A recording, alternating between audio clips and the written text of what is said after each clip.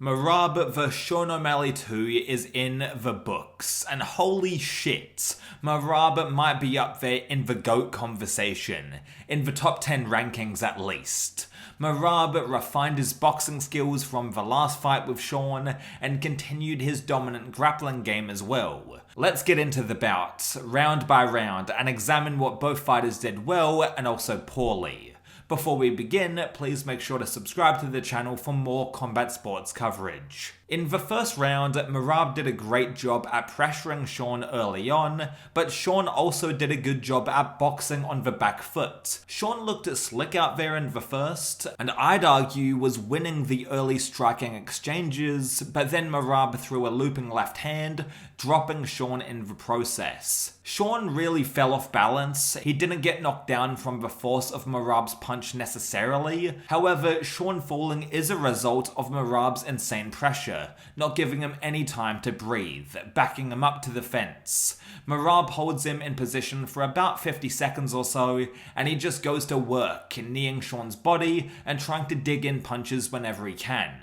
Merab's work rate is insane, and I swear it keeps on improving every single fight he takes. They both get up to their feet, but then Merab shoots again and takes him down, raining down strikes, particularly the solid elbow that gets through. Merab continues this until the end of the round. Sean is a really good striker, but Merab is such a bad matchup for him in terms of pressure and his all-consuming style. Merab just goes and goes and goes, level switching wherever possible, whereas Sean likes to snipe guys on the feet. Round 2 begins with Sean taking the center of the cage, which is exactly what he should be doing against a fighter like Merab. It's easier said than done to do that, and of course maintain that lead striking position. Sean is doing well until Merab comes in with a barrage of punches that stuns him a bit, pushing him back against the octagon.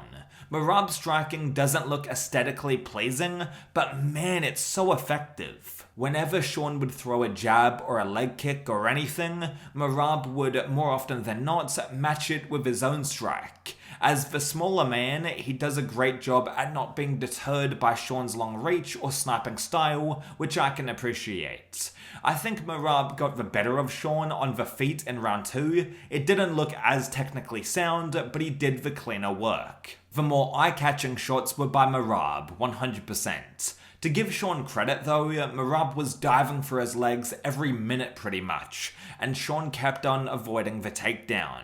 His grappling defense has improved significantly, and that makes sense. He's been training in camp for Merab twice now. Speaking of which, this rematch was way more entertaining than the first fight. Merab seemed more comfortable trading with Sean. Sean was getting taken down less than last time and kept the fight standing.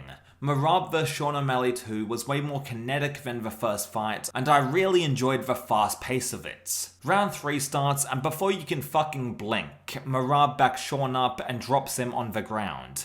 Merab dominates the position for a good 4 minutes. Even when Sean tries to get up to his feet, Merab trips him yet again. Merab must be absolutely suffocating to fight, figuratively and literally, as he chokes Sean out and gets the 3rd round submission victory. I'm surprised Merab worked to finish Sean here, but it was refreshing to see all the same. Merab is an absolute monster, and it's good to hear that he's eager to clear out his entire division instead of jumping the gun to move up in weight for champ status. At this point though, he is undeniably the bantamweight GOAT. I mean, look at the names he's beat on the way up to the title. Aldo, Jan, Cejudo, and then as the defending champ, Umar and now O'Malley twice. If Merab goes ahead and beats Sandhagen and maybe Song Yadong, you have to put him in your top 10 list of best MMA fighters of all time at least. Merab seems content beating guys up at bantamweight and doesn't really have an interest in going up to featherweight, which I can respect. He'll do his thing for a few more years and then probably retire on top.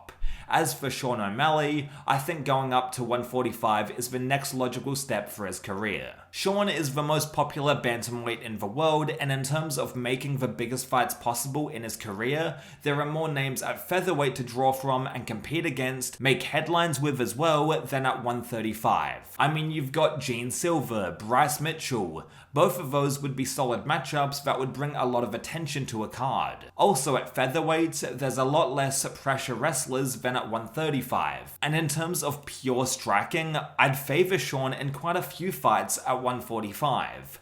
Stylistically, Sean matches up well, and I believe a move up to featherweight would boost his profile with the guys he'll be facing. Sean did well at bantamweight, I mean he was champ for fuck's sake. But Merab is the king of that division, and when talking about popularity, Sean O'Malley has outgrown the weight class kinda. What did you think about UFC 316? I'll have more videos coming out in the next couple of days regarding the rest of the card, and I'll catch you down the road.